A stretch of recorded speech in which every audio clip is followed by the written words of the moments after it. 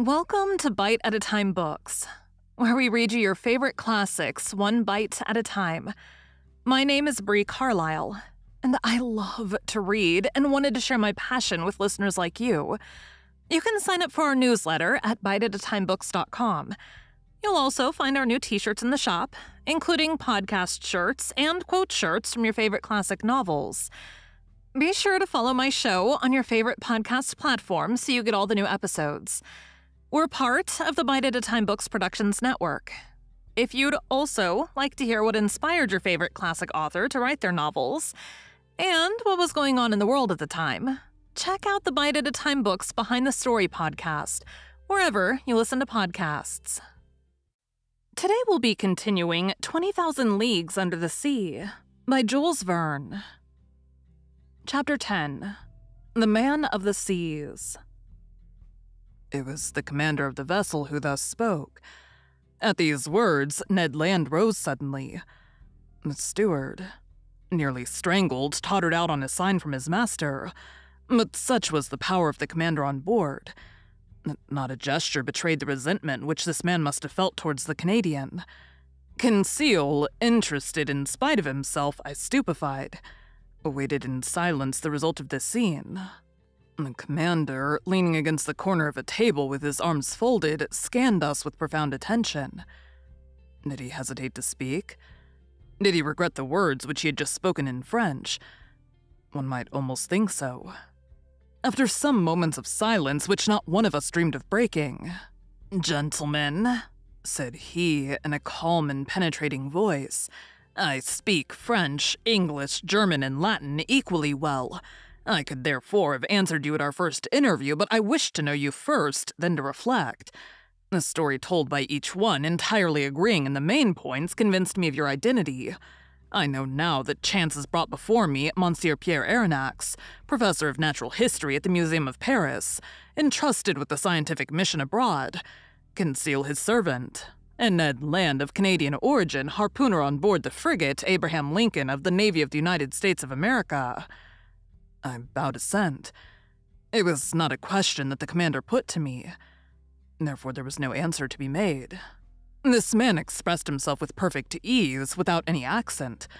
His sentences were well turned, his words clear, and his fluency of speech remarkable. Yet I did not recognize in him a fellow countryman. He continued the conversation in these terms.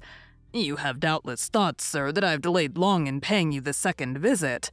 The reason is that your identity recognized. I wish to weigh maturely what part to act towards you. I have hesitated much.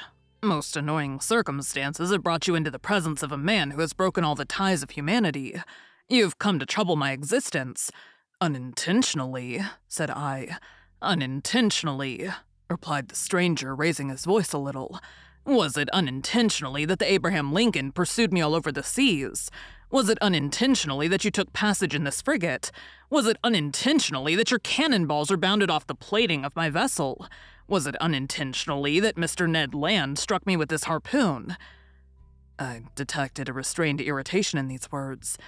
But to these recriminations I had a very natural answer to make, and I made it. "Sir," said I, "no doubt you are ignorant of the discussions which have taken place concerning you in America and Europe. You do not know that divers accidents, caused by collisions with your submarine machine, have excited public feeling in the two continents. I admit the hypotheses without number by which it was sought to explain the inexplicable phenomenon of which you alone possess the secret. But you must understand that in pursuing you over the high seas of the Pacific, the Abraham Lincoln believed itself to be chasing some powerful sea monster, of which it was necessary to rid the ocean at any price." A half smile curled the lips of the commander. Then, in a calmer tone, "Monsieur Aronnax," he replied, "dare you affirm that your frigate would not as soon have pursued and cannonaded a submarine boat as a monster?" This question embarrassed me, for certainly Captain Farragut might not have hesitated. He might have thought it its duty to destroy a contrivance of this kind as he would a gigantic narwhal. "You understand then, sir," continued the stranger, "that I have the right to treat you as enemies." I answered nothing purposely. For what good would it be to discuss such a proposition when force could destroy the best arguments? "I have hesitated some time," continued the commander. "Nothing obliged me to show you hospitality. If I chose to separate myself from you, I should have no interest in seeing you again. I could place you upon the deck of this vessel which has served you as a refuge. I could sink beneath the waters and forget that you had ever existed. Would that not be my right?" "It might be the right of a savage," I answered, "but not that of a civilized man."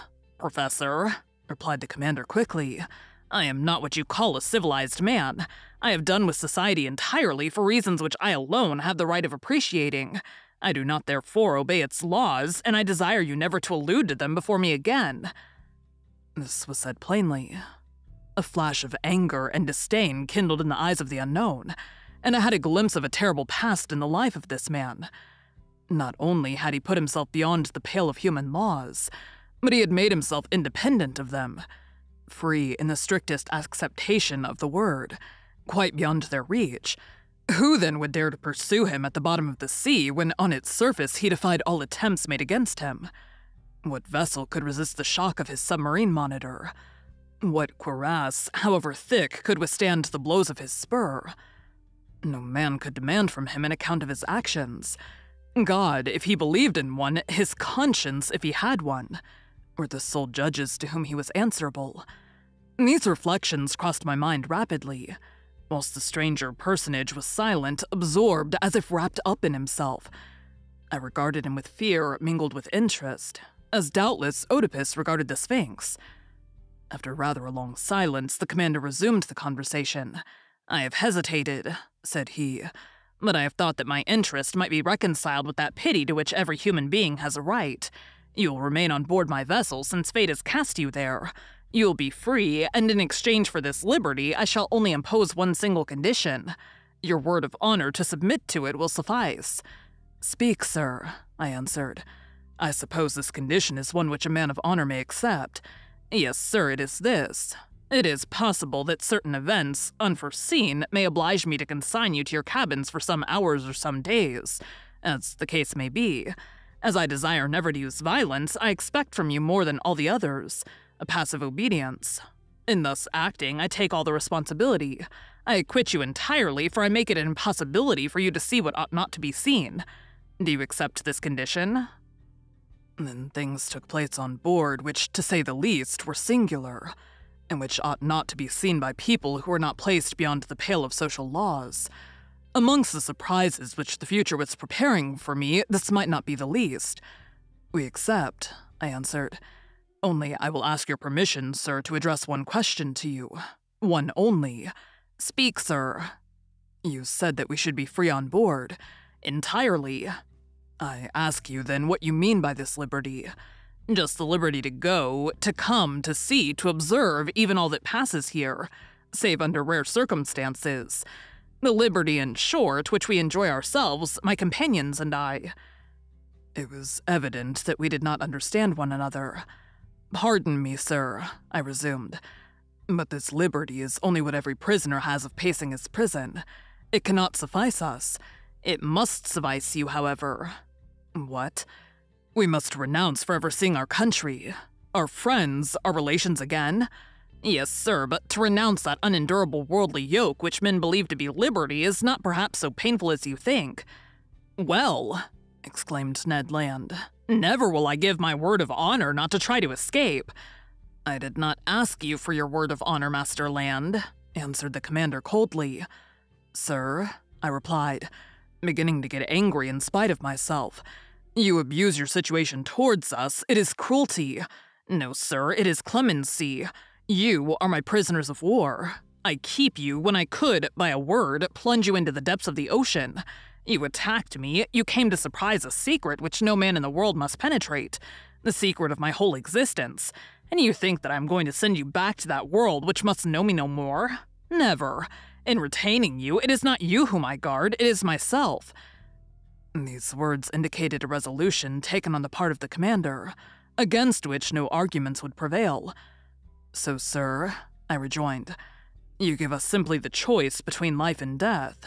"Simply." "My friends," said I, "to a question thus put, there is nothing to answer. But no word of honor binds us to the master of this vessel." "None, sir." answered the unknown. Then, in a gentler tone, he continued, "Now permit me to finish what I have to say to you. I know you, Monsieur Aronnax. You and your companions will not perhaps have so much to complain of in the chance which has bound you to my fate. You will find amongst the books which are my favorite study the work which you have published on the depths of the sea. I have often read it. You have carried out your work as far as terrestrial science permitted you, but you do not know all. You have not seen all. Let me tell you then, Professor, that you will not regret the time passed on board my vessel. You're going to visit the land of marvels." These words of the commander had a great effect upon me. I cannot deny it. My weak point was touched, and I forgot for a moment that the contemplation of these sublime subjects was not worth the loss of liberty. Besides, I trusted to the future to decide this grave question, so I contented myself with saying, "By what name ought I to address you?" "Sir," replied the commander, "I am nothing to you but Captain Nemo, and you and your companions are nothing to me but the passengers of the Nautilus." Captain Nemo called, a steward appeared. The captain gave him his orders in that strange language which I did not understand. Then, turning towards the Canadian and Conseil, "A repast awaits you in your cabin," said he. "Be so good as to follow this man. And now, Monsieur Aronnax, our breakfast is ready. Permit me to lead the way." "I am at your service, Captain." I followed Captain Nemo, and as soon as I had passed through the door, I found myself in a kind of passage lighted by electricity, similar to the waist of a ship. After we had proceeded a dozen yards, a second door opened before me. I then entered a dining room, decorated and furnished in severe taste. High oaken sideboards, inlaid with ebony, stood at the two extremities of the room, and upon their shelves glittered china, porcelain, and glass of inestimable value. The plate on the table sparkled in the rays which the luminous ceiling shed around, while the light was tempered and softened by exquisite paintings. In the center of the room was a table richly laid out. Captain Nemo indicated the place I was to occupy. The breakfast consisted of a certain number of dishes, the contents of which were furnished by the sea alone, and I was ignorant of the nature and mode of preparation of some of them. I acknowledged that they were good, but they had a peculiar flavor which I easily became accustomed to. These different elements appeared to me to be rich in phosphorus, and I thought they must have a marine origin. Captain Nemo looked at me. I asked him no questions, but he guessed my thoughts and answered of his own accord the questions which I was burning to address to him. "The greater part of these dishes are unknown to you," he said to me. "However, you may partake of them without fear. They're wholesome and nourishing. For a long time I've renounced the food of the earth, and am never ill now. My crew, who are healthy, are fed on the same food." "So," said I, "all these eatables are the produce of the sea?" "Yes, Professor, the sea supplies all my wants. Sometimes I cast my nets in tow, and I draw them in ready to break. Sometimes I hunt in the midst of this element, which appears to be inaccessible to man, and quarry the game which dwells in my submarine forests. My flocks, like those of Neptune's old shepherds, graze fearlessly in the immense prairies of the ocean. I have a vast property there which I cultivate myself, and which is always sown by the hand of the Creator of all things. I can understand perfectly, sir, that your nets furnish excellent fish for your table. I can understand also that you hunt aquatic game in your submarine forests. But I cannot understand at all how a particle of meat, no matter how small, can figure in your bill of fare. This which you believe to be meat, Professor, is nothing else than fillet of turtle. Here are also some dolphin's livers, which you take to be rag out of pork. My cook is a clever fellow who excels in dressing these various products of the ocean. Taste all these dishes. Here is a preserve of holothuria, which a Malay would declare to be unrivaled in the world. Here is a cream of which the milk has been furnished by the cetacea, and the sugar by the great fucus of the North Sea. And lastly, permit me to offer you some preserve of anemones, which is equal to that of the most delicious fruits." I tasted, more from curiosity than as a connoisseur, whilst Captain Nemo enchanted me with his extraordinary stories. "You like the sea, Captain?" "Yes, I love it. The sea is everything. It covers 7/10 of the terrestrial globe. Its breath is pure and healthy. It is an immense desert where man is never lonely, for he feels life stirring on all sides. The sea is only the embodiment of a supernatural and wonderful existence. It is nothing but love and emotion. It is the living infinite, as one of your poets has said. In fact, Professor, nature manifests herself in it by her three kingdoms: mineral, vegetable, and animal. The sea is a vast reservoir of nature. The globe began with sea, so to speak, and who knows if it will not end with it. In it is supreme tranquility. The sea does not belong to despots. Upon its surface, men can still exercise unjust laws, fight, tear one another to pieces, and be carried away with terrestrial horrors. But at 30 feet below its level, their reign ceases. Their influence is quenched, and their power disappears. Ah, sir, live is the bosom of the waters. There only is independence. There I recognize no masters. There I am free. Captain Nemo suddenly became silent in the midst of this enthusiasm by which he was quite carried away. For a few moments he paced up and down, much agitated. Then he became more calm, regained his accustomed coldness of expression, and turning towards me. "Now, Professor," said he, "if you wish to go over the Nautilus, I'm at your service."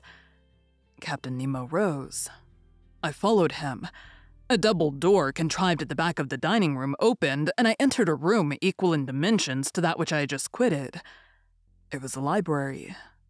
High pieces of furniture, a black violet ebony inlaid with brass, supported upon their wide shelves a great number of books uniformly bound.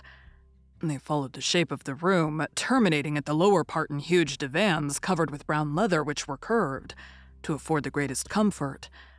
Light movable desks, made to slide in and out at will, allowed one to rest one's book while reading. In the center stood an immense table covered with pamphlets, amongst which were some newspapers already of old date. The electric light flooded everything. It was shed from 4 unpolished globes half sunk in the volutes of the ceiling. I looked with real admiration at this room, so ingeniously fitted up, and I could scarcely believe my eyes. "Captain Nemo," said I to my host, who had just thrown himself on one of the divans, "this is a library which would do honor to more than one of the continental palaces, and I am absolutely astounded when I consider that it can follow you to the bottom of the seas." "Where could one find greater solitude or silence, Professor?" replied Captain Nemo. "Did your study in the museum afford you such perfect quiet?" "No, sir. And I must confess that it is a very poor one after yours. You must have 6,000 or 7,000 volumes here. 12,000, Monsieur Aronnax. These are the only ties which bind me to the earth. But I had done with the world on the day when my Nautilus plunged for the first time beneath the waters. That day I bought my last volumes, my last pamphlets, my last papers. And from that time I wish to think that men no longer think or write. These books, Professor, are at your service besides, and you can make use of them freely." I thanked Captain Nemo and went up to the shelves of the library. Works on science, morals, and literature abounded in every language. But I did not see one single work on political economy. That subject appeared to be strictly prescribed. Strangely to say, all these books were irregularly arranged in whatever language they were written, and this medley proved that the captain of the Nautilus must have read indiscriminately the books which he took up by chance. "Sir," said I to the captain, "I thank you for having placed this library at my disposal.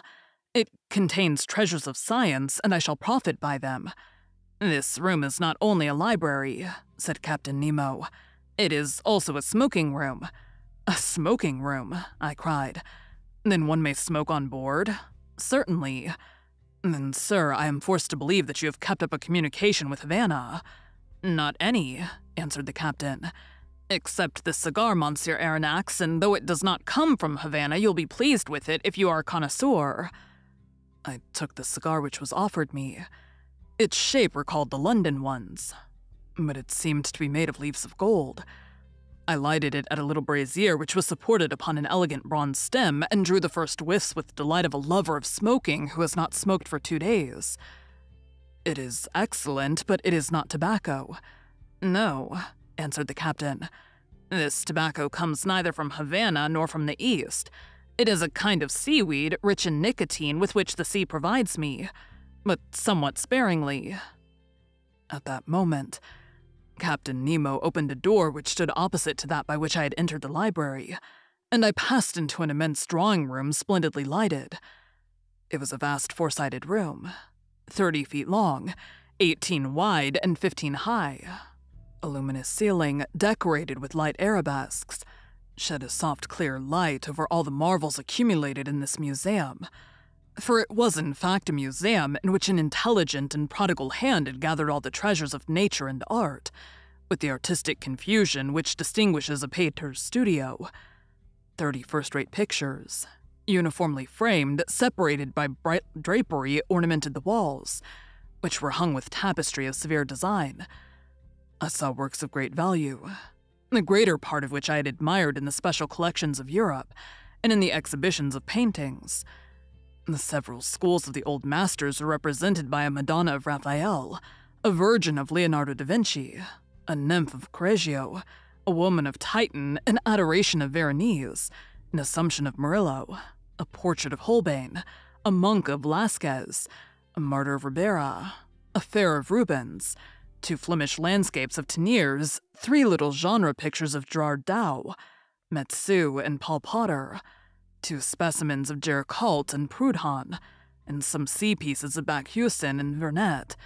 Amongst the works of modern painters were pictures with the signatures of Delacroix, Ingres, de Camps, Troyon, Messonnier, de Bogany, etc., and some admirable statues in marble and bronze, after the finest antique models, stood upon pedestals in the corners of this magnificent museum. Amazement, as the captain of the Nautilus had predicted, had already begun to take possession of me. "Professor," said the strange man, "you must excuse the unceremonious way in which I receive you and the disorder of this room." "Sir," I answered, "without seeking to know who you are, I recognize in you an artist. An amateur, nothing more, sir. Formerly, I loved to collect these beautiful works created by the hand of man. I sought them greedily and ferreted them out indefatigably, and I have been able to bring together some objects of great value. These are my last souvenirs of that world which is dead to me. In my eyes, your modern artists are already old. They have 2,000 or 3,000 years of existence. I can found them in my own mind. Masters have no age. And these musicians?" said I, pointing out some works of Weber, Rossini, Mozart, Beethoven, Haydn, Meyerbeer, Harold, Wagner, Ober, Gounod, and a number of others, scattered over a large model piano organ which occupied one of the panels of the drawing room. "These musicians," replied Captain Nemo, "are the contemporaries of Orpheus, for in the memory of the dead all chronological differences are effaced, and I am dead, Professor, as much dead as those of your friends who are sleeping 6 feet under the earth." Captain Nemo was silent, and seemed lost in a profound reverie. I contemplated him with deep interest, analyzed in silence the strange expression of his countenance. Leaning on his elbow against an angle of a costly mosaic table, he no longer saw me. He had forgotten my presence. I did not disturb this reverie, and continued my observation of the curiosities which enriched this drawing room. Under elegant glass cases, fixed by copper rivets, were classed and labeled the most precious productions of the sea which had ever been presented to the eye of a naturalist. My delight as a professor may be conceived. The division containing the zoophytes presented the most curious specimens of the 2 groups of polypi and echodermes. In the first group, the tubipores were gorgons arranged like a fan, soft sponges of Syria, ices of the Moluccas, pinatules and admirable virgulary of the Norwegian seas, variegated umbellulae, alicanurae, a whole series of madrepores, which my master Milne Edwards had so cleverly classified, amongst which I remarked some wonderful flabuli, oculi of the island of Bourbon, the Neptune's car of the Antilles, superb varieties of corals. In short, every species of those curious polypi of which entire islands are formed, which one day become continents. Of the echodermes remarkable for their coating of spines, asterized sea stars, pancurae, comatules, aspherones, ecci, holothuri, etc., represented individually a complete collection of this group. A somewhat nervous conchiologist would certainly have fainted before other more numerous cases, in which were classified the specimens of mollusks. It was a collection of inestimable value, which time fails me to describe minutely. Among these specimens, I will quote from memory only the elegant royal hammerfish of the Indian Ocean, whose regular white spots stood out brightly on a red and brown ground, an imperial spondyle, brightly colored, bristling with spines, a rare specimen in the European museums. I estimated its value at not less than 1,000 pounds, a common hammerfish of the seas of New Holland, which is only procured with difficulty, exotic Bucardia of Senegal, fragile white bivalve shells which a breath might shatter like a soap bubble, several varieties of Spirgulum of Java, a kind of calcareous tube, edged with leafy folds and much debated by amateurs, a whole series of trochai, some a greenish yellow found in the American seas, others a reddish brown, natives of Australian waters, others from the Gulf of Mexico, remarkable for their imbricated shell, stellari found in the southern seas, and last, the rarest of all, the magnificent spur of New Zealand, and every description of delicate and fragile shells to which science has given appropriate names. Apart, in separate compartments, were spread out chaplets of pearls of the greatest beauty, which reflected the electric light in little sparks of fire. Pink pearls torn from the Pinna Marina of the Red Sea, green pearls of the Halitide iris, yellow, blue, and black pearls, the curious productions of the divers mollusks of every ocean, and certain mussels of the water courses of the north. Lastly, several specimens of inestimable value which had been gathered from the rarest pentadines. Some of these pearls were larger than a pigeon's egg, and were worth as much and more than that which the traveler Tavernier sold to the Shah of Persia for 3 millions, and surpassed the one in the possession of the Imam of Muscat, which I had believed to be unrivaled in the world. Therefore, to estimate the value of this collection was simply impossible. Captain Nemo must have expended millions in the acquirement of these various specimens, and I was thinking what source he could have drawn from to have been able thus to gratify his fancy for collecting, when I was interrupted by these words. "You are examining my shells, Professor. Unquestionably, they must be interesting to a naturalist, but for me they have a far greater charm, for I've collected them all with my own hand, and there's not a sea on the face of the globe which has escaped my researches." "I can understand, Captain, the delight of wandering about in the midst of such riches. You are one of those who have collected their treasures themselves. No museum in Europe possesses such a collection of the produce of the ocean. But if I exhaust all my admiration upon it, I shall have none left for the vessel which carries it. I do not wish to pry into your secrets, but I must confess that this Nautilus, with the motive power which is confined in it, the contrivances which enable it to be worked, the powerful agent which propels it, all excite my curiosity to the highest pitch. I see suspended on the walls of this room instruments of whose use I am ignorant. You will find these same instruments in my own room, Professor, where I shall have much pleasure in explaining their use to you. But first, come inspect the cabin which is set apart for your own use. You must see how you will be accommodated on board the Nautilus." I followed Captain Nemo, who, by one of the doors opening from each panel of the drawing room, regained the waist. He conducted me towards the bow, and there I found not a cabin, but an elegant room with a bed, dressing table, and several other pieces of furniture. I could only thank my host. "Your room adjoins mine," said he, opening a door, "and mine opens into the drawing room that we've just quitted." I entered the captain's room. It had a severe, almost monkish aspect, a small iron bedstead, a table, and some articles for the toilet, the whole lighted by a skylight. No comforts, the strictest necessaries only. Captain Nemo pointed to a seat.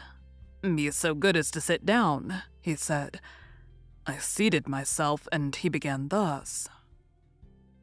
"Thank you for joining Bite at a Time Books today, while we read a bite of one of your favorite classics.